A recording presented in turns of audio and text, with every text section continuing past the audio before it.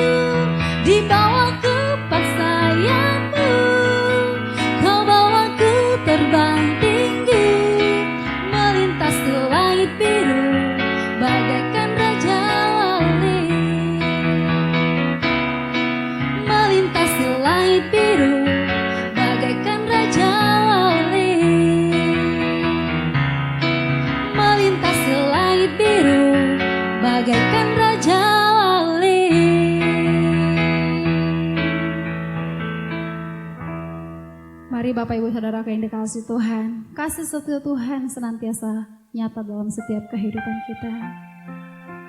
Biarlah kita tetap menyembah Allah yang kita sembah. Biarlah kita tetap meninggikan nama Tuhan. Sebab hanya Dialah Tuhan yang layak untuk kita sembah. Hanya Dia Tuhan yang layak untuk kita agungkan. Sebab perbuatannya sungguh ajaib dalam setiap kehidupan kita. Haleluya. Ku sembah Engkau, Yesus, hanya Engkau, Allah di hidupku, tiada yang lain, hanya Kau, hanya Engkau Tuhan, selamanya Kau tetap Allah, walau dunia semua bergoncang, tak tergoyahkan Kau tetap Allah.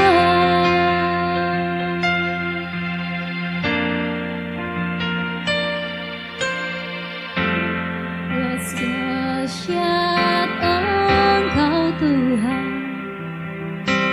Pencipta segala yang ada,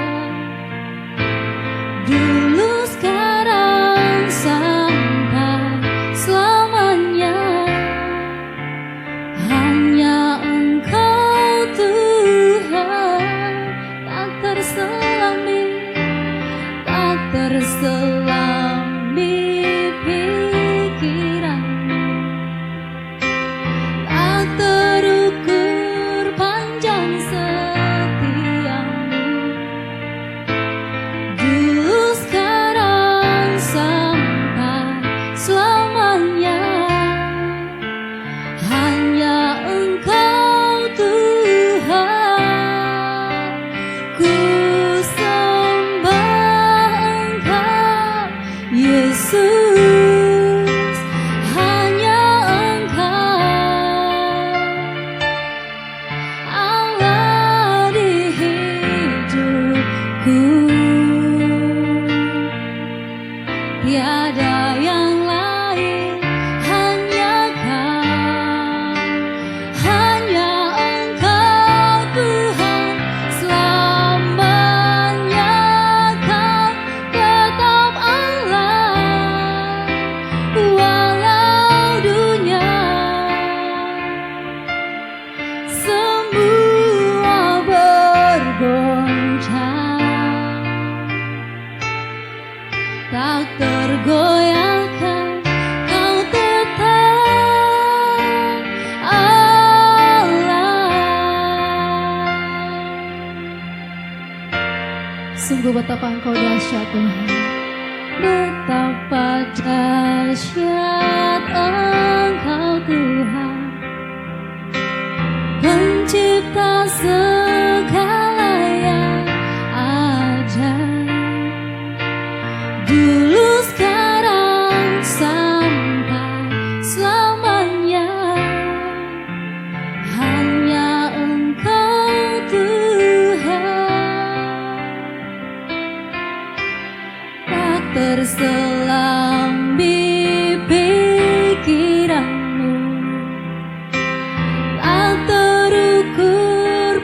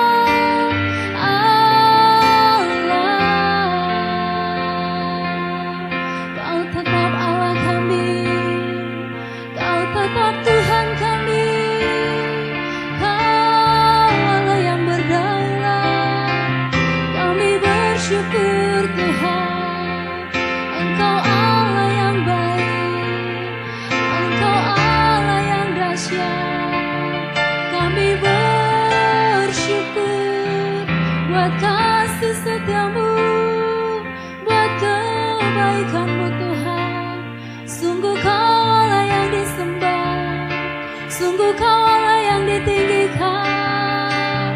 Hati kami bersyukur Tuhan, hati kami memuji Engkau.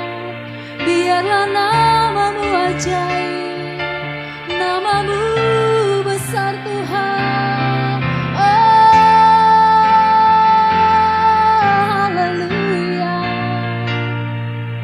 Terima kasih Tuhan, terima kasih Yesus. Kami agungkan Engkau, kami tinggikan namamu. Sebab Kau Allah yang besar, Engkau Raja dalam hidup kami. Terima kasih Tuhan, terima kasih Yesus. Kami bersyukur buat semua kebaikan-Mu Tuhan. Sungguh kami kagum atas setiap kebaikan-Mu Tuhan. Sungguh kami kagum betapa besarnya kasih setiamu dalam kehidupan kami. Betapa dahsyatnya Engkau Tuhan. Engkau menciptakan segala sesuatunya yang Kau jadikan baik adanya dalam kehidupan kami. Yesus. Haleluya. Ku sembah Engkau Yesus, hanya Engkau Allah di hidupku, tiada yang lain, hanya Kau, hanya Engkau Tuhan. Selamanya Kau tetap Allah, walau dunia semua bergoncang, tak tergoyahkan Kau tetap Allah, Kau tetap Allah, Kau tetap Allah.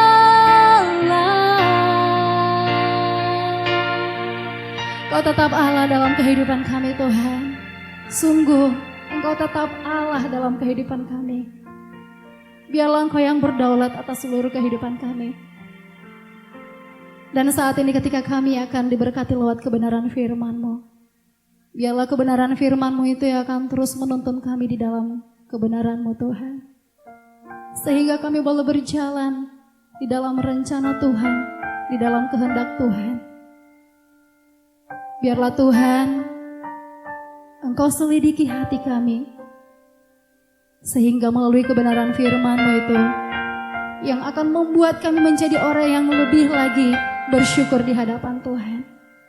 Terima kasih Bapa yang baik. Kami siapkan hati kami siapkan kehidupan kami untuk kami diberkati lewat kebenaran firman-Mu. Dalam nama Tuhan Yesus, kami siap mendengarkan firman-Mu. Haleluya. Amin. Shalom Bapak Ibu. Hari ini kita sama-sama belajar tentang kebenaran firman Tuhan yang Tuhan ajari sama kita, yaitu yang namanya ketaatan. Saudara tahu, bagi Tuhan, Tuhan sangat membutuhkan kita cuma satu, taat.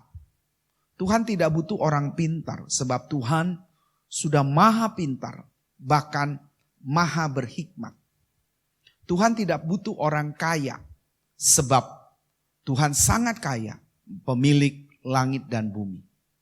Tuhan tidak butuh orang yang berkedudukan tinggi, para bangsawan ataupun para pembesar.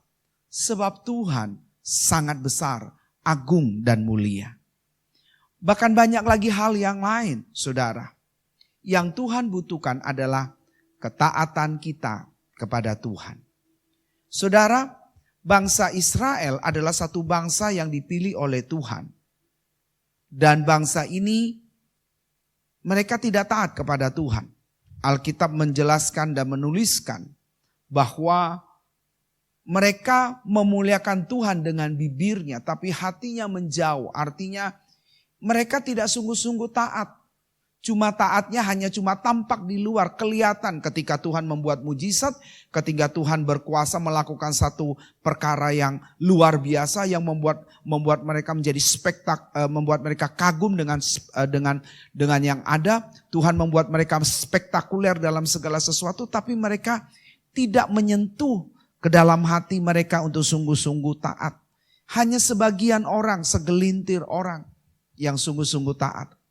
Bukan hanya bangsa Israel, tapi tokoh-tokoh dalam Alkitab pun juga menyebutkan demikian, saudara. Sampai pada satu saat, satu waktu, Yesus sendiri harus turun dari surga, menjelma menjadi manusia. Dan Yesus memberikan satu teladan ketaatan kepada kita. Nah, ketaatan Kristus adalah satu ketaatan yang dimana Yesus sendiri sebagai manusia 100%, Allah 100%. Dia juga belajar taat kepada Bapa di surga sebagai bentuk daripada wujud kemanusiaan dia.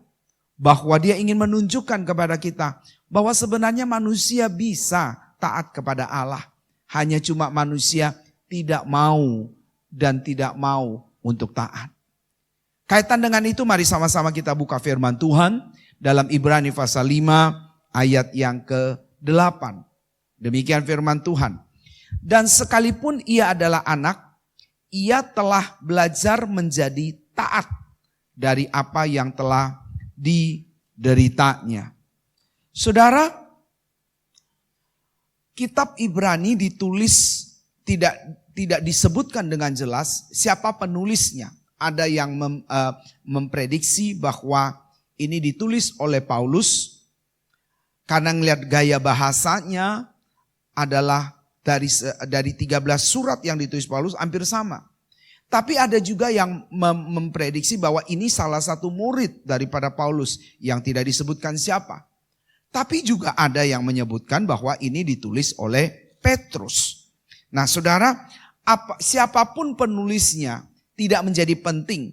Sebab apa? Sebab seluruh isi firman Tuhan Alkitab adalah diilhami oleh Roh Kudus, dikerjakan oleh Allah. Itu berarti yang menjadi fokus perhatian kita adalah Kristus melalui Roh Kudus yang akan menerangkan, menjelaskan kepada kita. Nah, dalam kitab Ibrani itu menuliskan tentang bagaimana Kristus adalah imam besar, yaitu yang sekali masuk dalam tempat Maha Kudus, lalu kemudian selama-lamanya mengkuduskan karena dia membawa darahnya sendiri sebagai korban yang hidup. Lalu kemudian bangsa Israel tidak perlu lagi bersusah-susah. Bangsa Yahudi tidak perlu lagi setiap tahun harus bawa korban. Tapi cukup dengan korban Kristus sekali. Dia mencurahkan darahnya dan kemudian dia menggenapi seluruh isi hukum Taurat. Dan dia menjadi pribadi yang memberikan teladan kepada manusia sebagai manusia 100% untuk apa? Taat kepada Bapa sampai mati. Maaf. Waktu dia taat sampai mati, dia sedang menunjukkan kepada kita bahwa sebagai kemanusiaannya itu bisa untuk taat. Karena dia taat kepada Bapa, saudara. Ketaatan dibutuhkan oleh Tuhan kepada kita untuk supaya apa? Untuk supaya kita bisa mengerti jalan Tuhan. Untuk kita bisa seturut dengan Tuhan. Dan kemudian kita bisa sampai kepada tujuannya Tuhan. Yaitu dari sejak awal Tuhan menciptakan manusia. Supaya manusia menjadi pribadi yang mulia. Pribadi yang dihormati. Pribadi yang menjadi agung. Karena apa? Karena karya Tuhan dalam dirinya. Dalam diri kita ada Tuhan. Dalam diri kita ada karya-karya Tuhan yang Tuhan bisa lihat. Karena kita adalah maha karyanya Tuhan. Nah, saudara, Yesus saja sebagai Tuhan Yesus aja sebagai manusia 100%, dia juga adalah Tuhan. Pada waktu dia berada di dalam dunia ini, dia belajar mengajari kita, yaitu taat sesuai dengan ayat ini. Dia berkata, dan sekalipun ia adalah anak, artinya dia adalah Tuhan, ia telah belajar menjadi taat dari apa yang telah dideritanya. Jadi penderitaan Kristus itu adalah salah satu contoh bagi kita untuk supaya tetap taat. Bagi manusia, kalau hidup enak, gampang taat. Kalau tidak susah-susah amat, bisa taat. Tapi ketika manusia mengalami yang namanya kesulitan, penderitaan, apakah manusia masih bisa taat? Saudara, ini adalah salah satu tantangan, adalah salah satu bentuk daripada Tuhan mau ngajari kita. Dalam segala situasi kondisi, Tuhan berkata, hendaklah kita taat. Baik dalam suka maupun duka kita taat kepada Tuhan. Baik dalam keadaan menderita atau berkelimpahan kita taat sama Tuhan. Baik dalam bahagia ataupun dalam kesulitan apapun kita tetap taat. Baik diberkati atau tidak diberkati kita tetap taat, saudara. Nah, Bapak Ibu Saudara kekasih, kalau kita ngelihat kenapa Tuhan mau menyampaikan hal ini kepada kita, sebab satu, dia mau memberikan satu contoh teladan kepada kita supaya kita taat. Sebab ketaatan seperti yang tadi saya sampaikan adalah salah satu kunci untuk kita bisa sampai ke tujuan. Ketaatan adalah sebagai salah satu kunci untuk kita melihat Tuhan dalam segala kebesaran dan karyanya. Ketaatan adalah salah satu bentuk wujud daripada pengakuan iman kita kepada Kristus, bahwa kita adalah murid Kristus, dia adalah Tuhan, dia adalah penguasa, dia adalah raja, dia adalah pemilik kehidupan, dan kita adalah pribadi yang harus takluk dan taat kepada dia. Jadi saudara, kalau kita belajar taat, saudara, sebagaimana orang tua mengajari semua anak untuk supaya anak itu bisa taat. Bahkan Alkitab berkata kepada kita, biarlah anak-anak taat kepada orang tua, para hamba yang bekerja taat kepada tuannya. Kita murid Kristus, taat kepada Kristus. Maka ketaatan ini adalah salah satu gaya hidup bagi kita yang merupakan kunci untuk apa? Untuk kita bisa melihat kemuliaan Tuhan, kita sampai kepada tujuannya. Nah, saudara kekasih dalam Tuhan, kalau Bapak Ibu baca dalam firman Tuhan ini, kata taat itu diambil dari kata dalam bahasa Ibrani yang artinya hupako. Hupako ini mengandung pengertian adalah begini, yaitu kita paham dan kita paham betul akan sesuatu dan kemudian kita bisa mengikutinya. Sebab apa? Sebab waktu kita paham betul, maka kita dapat mengerjakan segala sesuatu yang diperintahkan. Nah saudara, waktu Tuhan ketika dia berada di Getsemani, saudara, itu ditulis dalam kitab, kalau tidak salah dalam Injil, itu baik Matius, Markus, Lukas, dan Yohanes juga mencatat bahwa Yesus diperhadapkan kepada satu situasi kondisi, apakah dia mau terima cawan itu atau tidak. Waktu Yesus ngomong, berkali-kali dia sampaikan kepada bapak-bapak, kalau boleh lalukan cawan ini. Kenapa? Sebab Yesus tahu konsekuensi daripada dia minum cawan ini, itu berarti dia menyerahkan hidupnya untuk menjadi sebagai penyelamat bagi manusia, untuk menyelamatkan manusia. Tetapi dia harus melewati banyak penderitaan. Saudara, dia sudah paham betul. Bahkan dia mungkin bisa ngeliat ke depan kondisi keadaan dia. Alkitab berkata bahwa bentuknya, rupanya sudah tidak berbentuk. Bahkan orang melihatnya pun, Yesaya menggambarkan, melihatnya pun tidak ada yang tertarik. Sebab apa? Penuh dengan luka dan bilur. Yesus itu menyerahkan hidupnya untuk kita. Sebenarnya tidak ada seorang pun yang bisa menyentuh Yesus. Tetapi karena dia menyerahkan dirinya kepada Bapa. Makanya saudara, pada waktu dia bilang kalau bisa cawan ini lalu daripadaku. Tapi saudara tahu, waktu dia ngomong begitu, tapi kemudian dia bilang begini lagi. Tetapi biar bukan kehendakku yang jadi, tapi kehendakmu yang jadi. Artinya dia paham betul, tahu betul situasi, kondisi, keadaan. Tapi kemudian dia juga paham betul bagaimana Bapa menginginkan supaya Yesus harus mati sebagai bentuk daripada wujud kasih Bapa untuk menyelamatkan manusia melalui Kristus Yesus. Saudara, karena karena pemahamannya yang benar, menindaklanjuti ketaatannya kepada Bapa. Saudara, dalam kisah tentang anak yang bungsu dan anak sulung, sebenarnya kalau anak bungsu itu memahami maksud tujuan daripada bapaknya bahwa memberikan semua harta ini kepada anaknya. Dan kemudian kalau seandainya anak bungsu mengerti ini, maka dia bisa menjadi anak yang taat.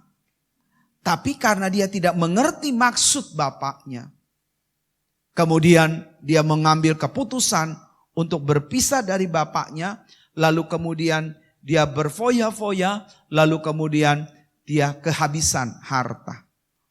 Tidak dijelaskan secara rinci kenapa anak bungsu ini mau berfoya-foya, saudara.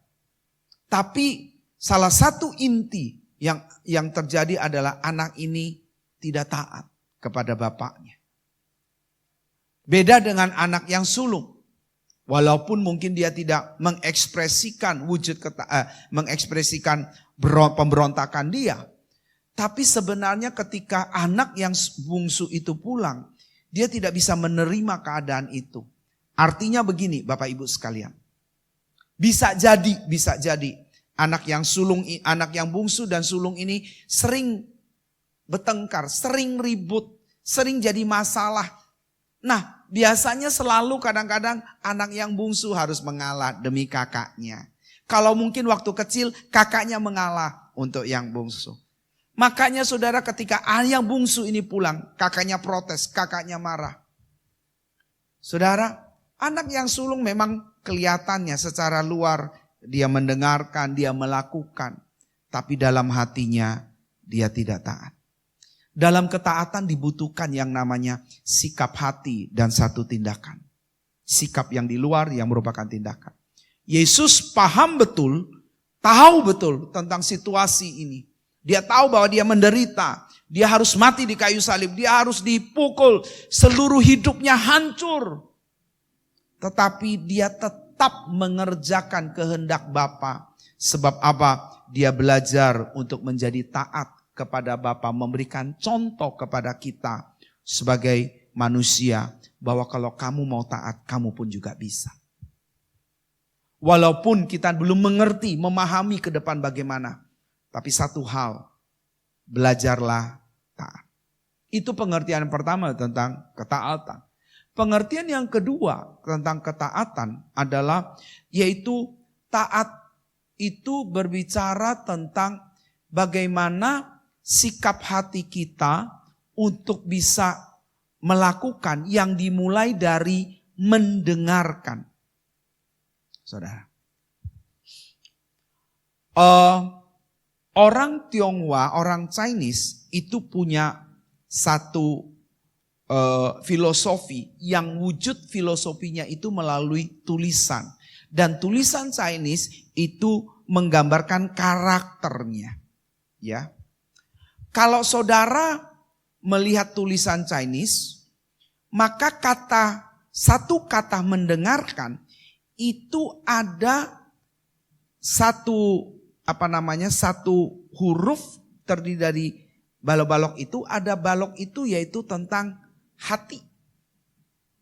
Hati. Jadi orang Chinese menganggap begini, kalau kamu mau dengarkan dengan sungguh-sungguh, dengarkan pakai hati. Bukan pakai telinga. Sebab kalau orang mendengarkan pakai telinga, banyak kali masuk kiri, keluar kanan. Sambil jalan, sambil dengarkan, tidak perhatikan dengan sungguh-sungguh. Tapi kalau kita memperhatikan dengan sungguh-sungguh, dengan seksama, kita dengar, simpan dalam hati. Nah, yang Tuhan maksud adalah waktu kata hupako dipakai, ketaatan, itu kita belajar dengarkan dengan seksama, dengarkan dengan teliti, dengarkan dengan sungguh-sungguh, dengarkan dengan hatimu. Waktu engkau mau mendengarkan untuk taat. Ketika seseorang mendengarkan dengan hati, maka timbullah ketaatan. Seperti Yesus.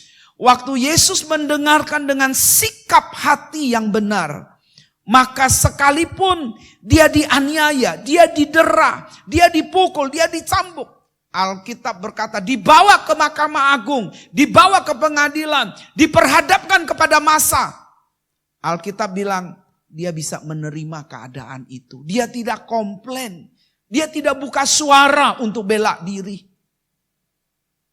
Sebab apa? Sebab konsekuensinya adalah dia sudah minum cawan itu. Dia paham betul, dia ngerti betul waktu dia minum daripada anggur, daripada yang di Taman Getsemani itu, dia mengerti bahwa waktu dia minum itu berarti dia harus menyerahkan hidupnya kepada Bapa, untuk Bapa mengerjakan seperti karyanya Bapa, maunya Bapa, seperti maksud Bapa untuk karya penyelamatan manusia. Makanya dia taat, saudara. Jadi kalau kita mau mendengarkan dengan seksama, lalu kemudian kita mendengarkan dengan sungguh-sungguh, memperhatikan dengan sungguh-sungguh apa yang Tuhan ajarkan sama kita, apa yang Tuhan beritahukan sama kita, apa yang Tuhan tuntun, kita sedang belajar taat sama Tuhan. Walaupun Tuhan tahu waktu kita mengerjakan tidak sempurna kita mengerjakan, tapi Tuhan bisa menerima karena apa? Karena ketaatan kita kepada Tuhan, saudara. Pengertian yang ketiga tentang hupako adalah yaitu waktu kita seseorang itu taat, maka kita harus belajar berada di bawah, bukan di atas. Saudara, air tidak pernah mengalir ke bawah, tapi air selalu mencari tempat yang terendah. Untuk orang taat, untuk orang bisa taat, maka belajarlah untuk di bawah, bukan di atas. Kalau orang belajar taat di atas, tidak akan pernah. Sebab apa? Sebab waktu saudara taat, saudara memberi hidupmu kepada orang lain. Dan orang lain yang menuntun engkau. Orang lain di atas saudara. Hal yang sama ketika Sarah itu menganggap Abraham itu Tuhan. Maka Sarah itu memberikan hidupnya kepada Abraham. Sekalipun Abraham itu sudah berkali-kali menyakiti. Sekalipun Abraham itu melakukan banyak kesalahan.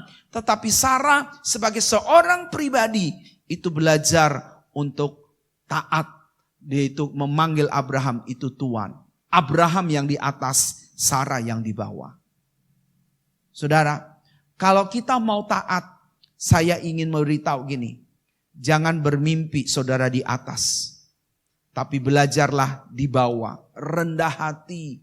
Menganggap segala sesuatu kita butuh orang lain. Kita perlu orang lain.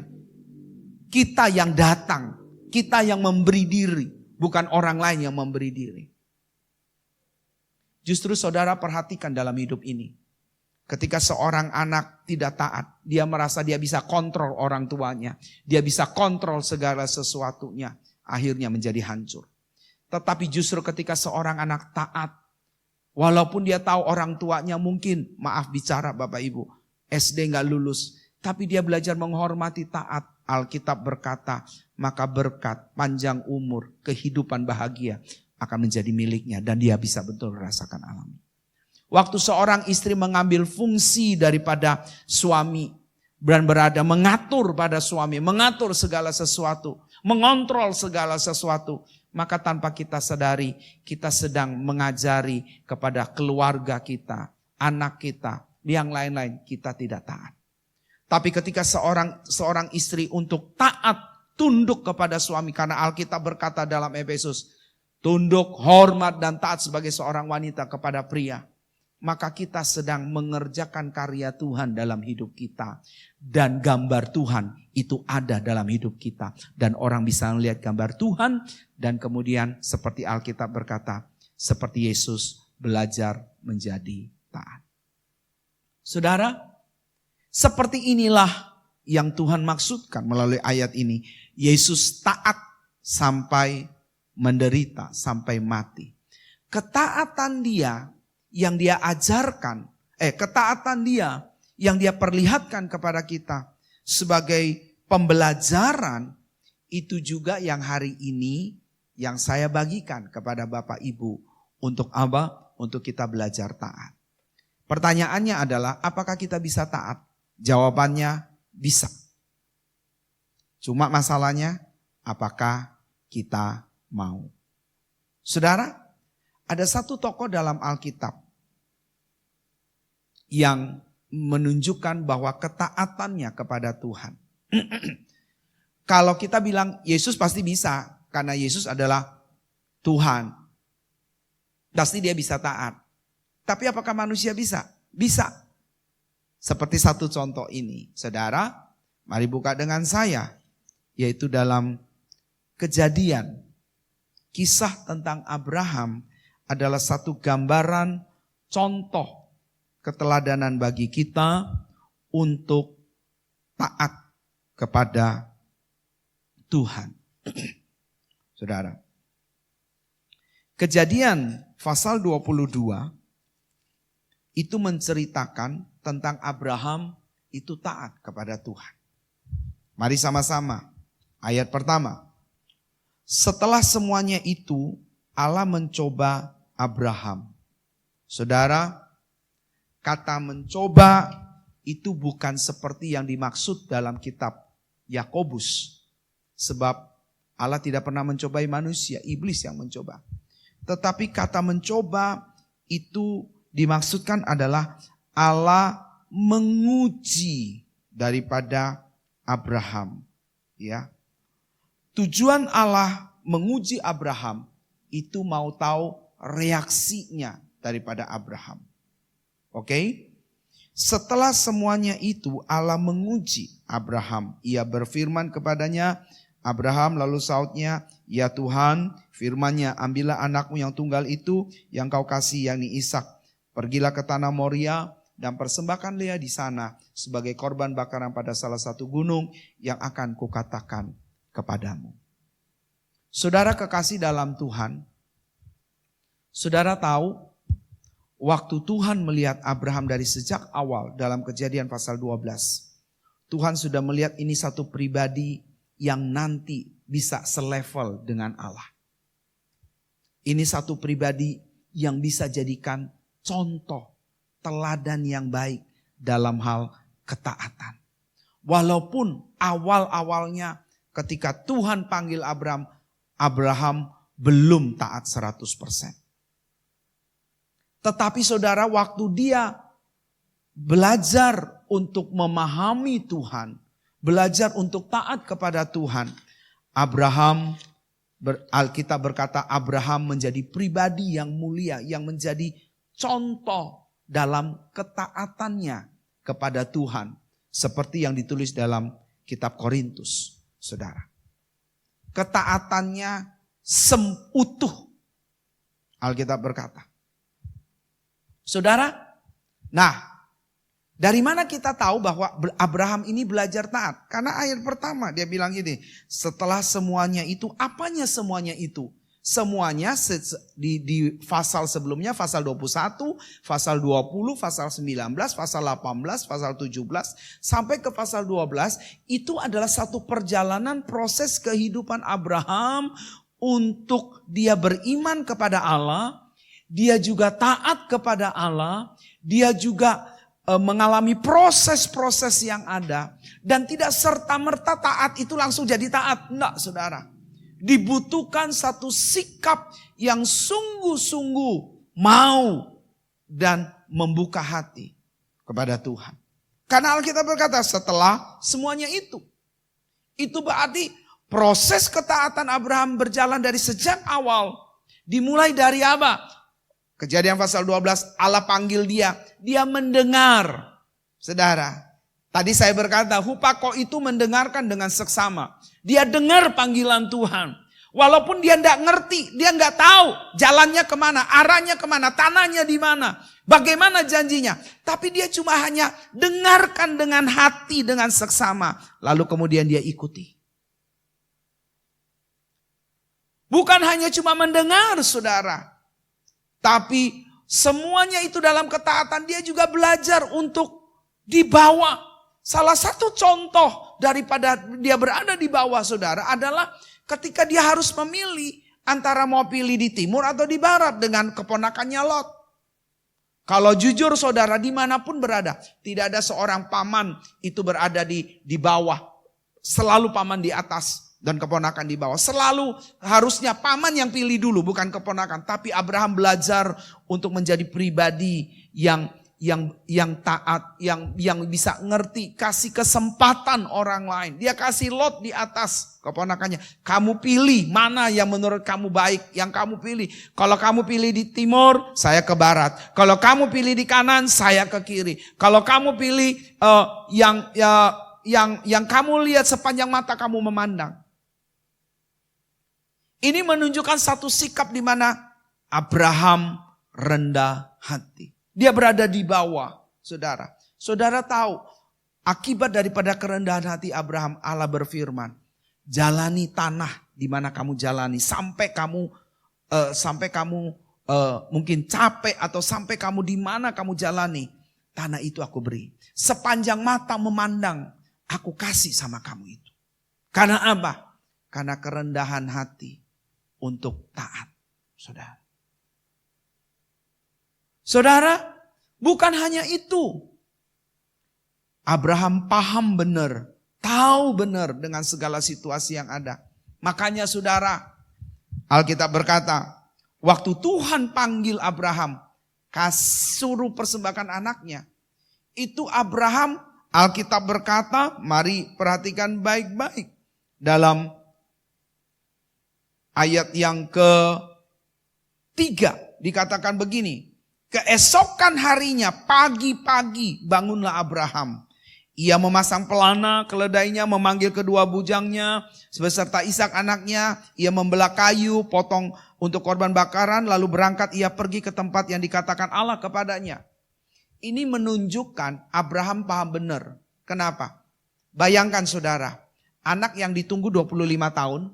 Lalu kemudian sudah dapat anak ini tumbuh besar, sudah lucu-lucunya, sudah bisa menjadi, dia bisa berbagi hidup kepada anak ini karena Abraham sudah berusia 100 tahun, bahkan 100 tahun lebih. Pasti dia juga pikir, saya tidak akan mungkin hidup lama lagi. Jadi saya mewariskan semua ilmu, semua pengetahuan, semua hal yang baik tentang kehidupan ini. Supaya anak saya jangan sampai seperti saya, cukup saya yang melewati. Anak saya bisa jangan sampai melewati hal yang tidak baik. Dia paham betul bahwa anak ini mau dikorbankan. Saudara, pada zaman dulu ketika mau korban itu berarti harus dipotong, harus disembelih. Dibunuh. Waktu dia dengar Tuhan bilang, bawa anakmu persembahkan, dia paham anak ini akan mati. Tidak ada lagi harapan.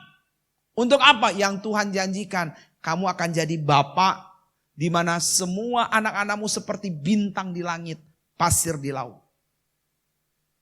Tapi saudara tahu, karena ketaatannya Abraham, dia besok pagi bangun, lalu kemudian dia siapkan segala sesuatu, panggil bujang, panggil Ishak, siapkan kayu bakar, siapkan keledai, lalu kemudian jalan. Apa yang kita pelajari dari Abraham? yaitu ketaatannya, imannya. Iman dan percaya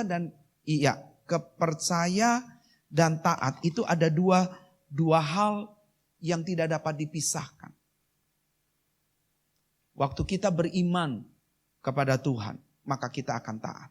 Kita percaya Dia sanggup dan bisa. Seperti Abraham.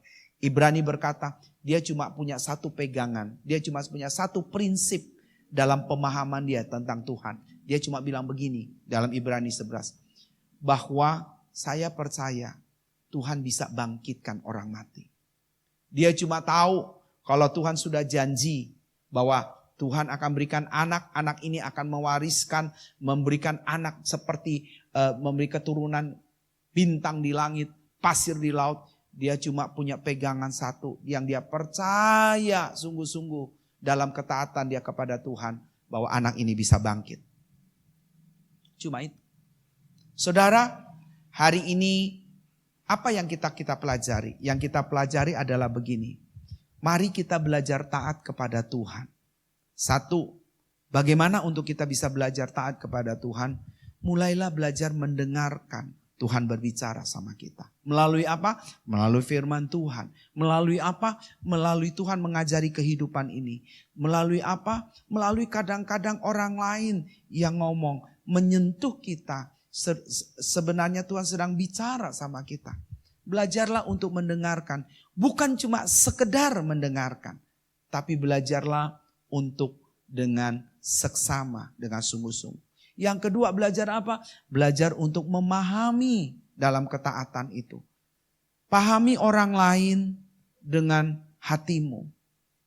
Kita tidak akan bisa mengerti susahnya kehidupan kalau kita belum pernah mengalami kesulitan kehidupan. Kita tidak bisa memberikan kepada orang seteguk air kalau kita tidak pernah mengalami yang namanya kesulitan untuk mendapatkan seteguk air. Kita tidak akan pernah menghargai yang namanya kesehatan kalau kita tidak pernah mengalami yang namanya sakit yang parah, sakit yang sungguh-sungguh membuat kita kapok, lalu kemudian kita memahami dan menghargai kesehatan itu. Pahami segala sesuatu dalam kehidupan ini. Jangan melihat dengan sebelah mata, tapi lihat dengan kedua mata. Dan berpikirlah dengan empati dan simpati kita kepada setiap orang. Kalau seandainya saya berada di posisi gitu. Dengan begitu kita tidak akan mudah menghakimi orang. Dengan begitu kita tidak akan mudah ngomong seenaknya. Tapi kita coba untuk mendengarkan kembali, memahami orang itu, lalu kemudian kita juga turut mengambil sikap kita terhadap orang itu. Saudara, dan yang ketiga, untuk belajar taat, mari belajar rendah hati, saudara. Mari belajar untuk menempatkan diri pada posisinya dalam ketaatan kita. Belajarlah di bawah.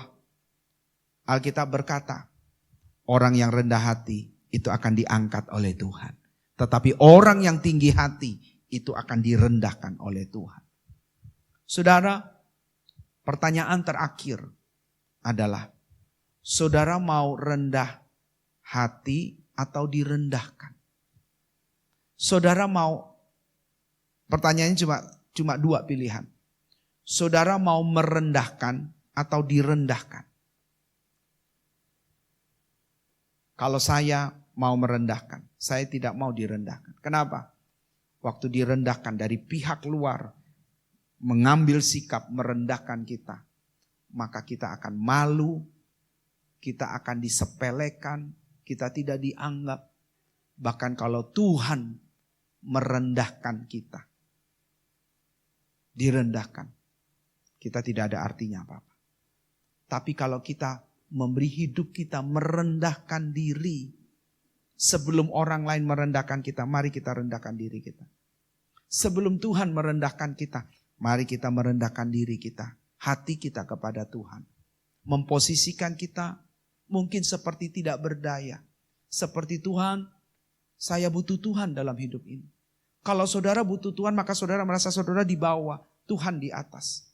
Tapi kalau saudara tidak butuh Tuhan, saudara merasa Tuhan di bawah, saudara yang di atas. Dan hal ini tidak akan mungkin dapat terlaksana. Hanya orang yang rendah hati, hanya orang yang mau merendahkan diri yang Tuhan angkat. Mari belajar taat seperti firman Tuhan yang saya sampaikan. Yesus memberikan teladan ketaatan kepada kita untuk supaya apa? Kita belajar taat. Lalu kemudian Abraham memberikan contoh kepada kita satu gambaran manusia yang juga taat kepada Allah. Dan hari ini Tuhan mau, mari kita belajar taat. Tuhan memberkati kita. Mari kita tundukkan kepala. Bapa, hamba-Mu selesai berdoa. Hamba-Mu selesai menyampaikan firman. Biarlah Roh Kudus-Mu yang menerangi kami semuanya. Sehingga kami mengerti akan firman Tuhan ini. Dimanapun kami berada, kami mau taat. Kami mau setia. Kami mau sungguh-sungguh mengasihi Tuhan. Sebab kami tahu ketaatan kamilah yang menghasilkan sesuatu. Ketaatan kamilah yang diperhitungkan oleh Tuhan. Ketaatan kamilah yang sungguh-sungguh Tuhan nantikan sebagai seorang murid yang mengikuti Kristus adalah Tuhan. Oleh karena itu ya Tuhan, kami buka hati kami. Bapak Ibu Saudara kekasih, kalau Bapak Ibu berkata firman Tuhan ini untuk saya, mari buka. Mari bisa angkat tangan kanan, taruh tangan kiri di dada. Ampuni Tuhan kalau kami banyak kali sombong. Banyak kali membanggakan diri. Banyak kali kami berpikir bahwa kami adalah Tuhan. Dan Engkau adalah yang kami suruh. Keinginan kami lebih dominan daripada kehendak-Mu. Hari ini kami mau belajar. Engkau adalah Tuhan, kami adalah hamba.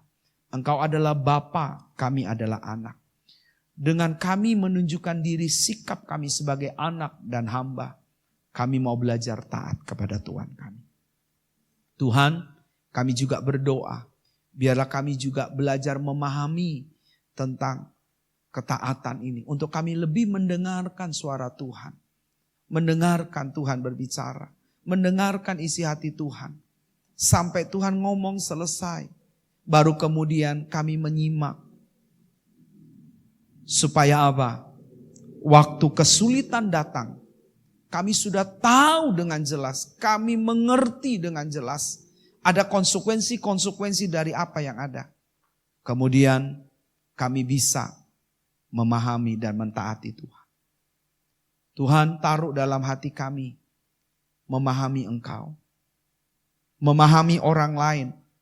Sebagaimana kami adalah kepanjangan tangan-Mu Tuhan. Untuk sesama kami. Biarlah ketika kami melihat siapapun.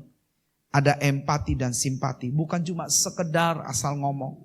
Tapi sungguh kami memahami betul. Karena Tuhan menaruh sesuatu dalam diri kami. Untuk itu kami mau taat sama Tuhan.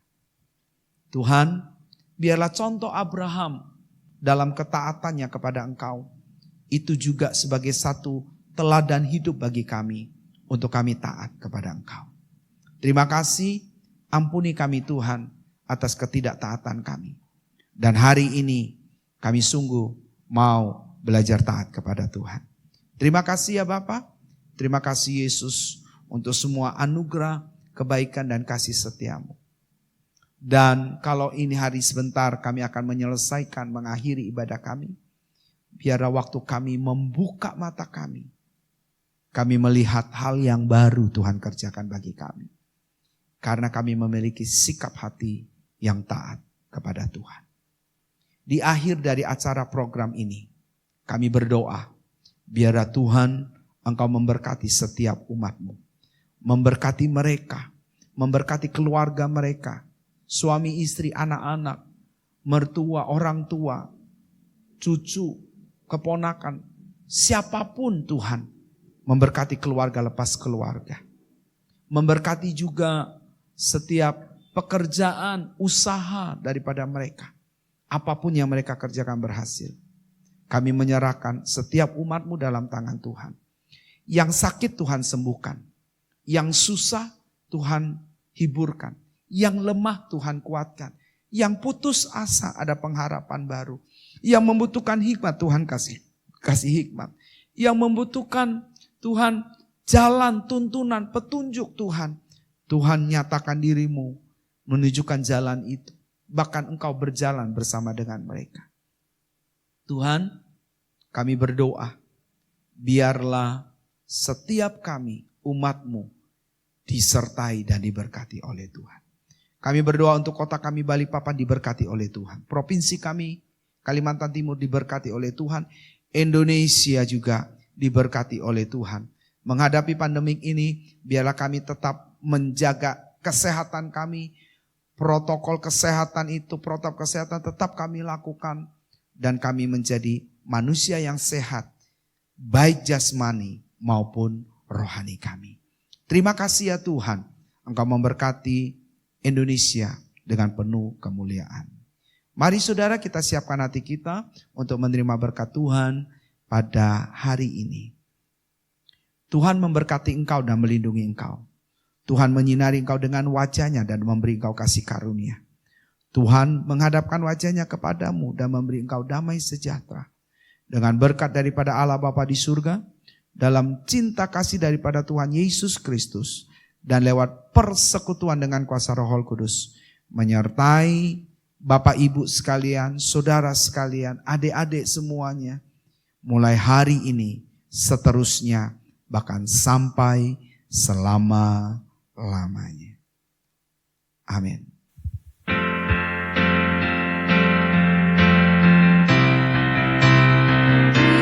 Kiranya Engkau memberkati aku berlimpah-limpah dan memperluas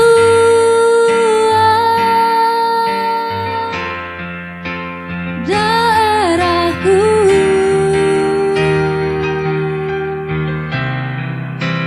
dan kiranya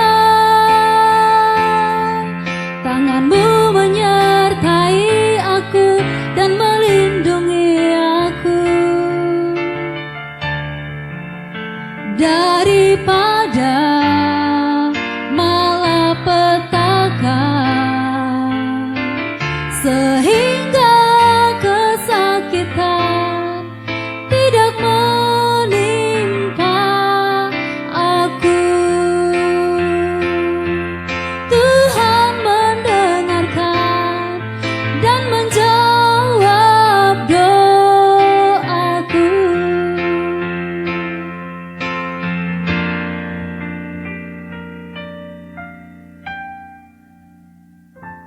Selamat hari Minggu buat Bapak Ibu Saudara yang ada di rumah.